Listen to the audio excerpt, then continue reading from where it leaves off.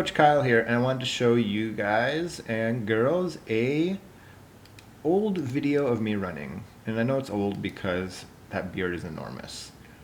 And what this video is talking about is how running form should and could change based on your shoes, your speed, the terrain, your fatigue level, etc. In this case, I'm going to show you how my running form changes based on the slope.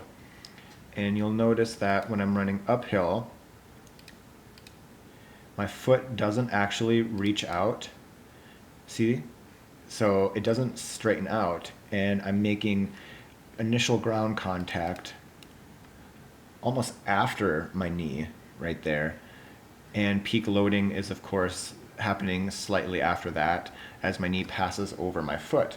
So this is a really good form characteristic because I'm not overstriding, which is probably the number one thing you want to avoid. There's not many things you should try to avoid when it comes to running form, but overstriding is one of them. And you'll see that I'm making ground contact with a fairly flat foot, a slight mid-foot strike, but it's under my knee. Now, if this was a heel strike, that would be fine.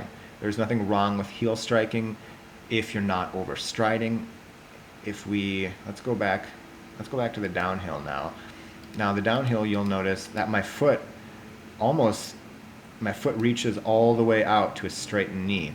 Now if I was hitting the ground just then, that would probably be a red flag.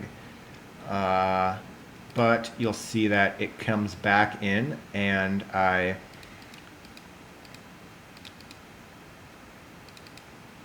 still hit the ground and take on that loading with my knee over my foot, so I'm not overstriding.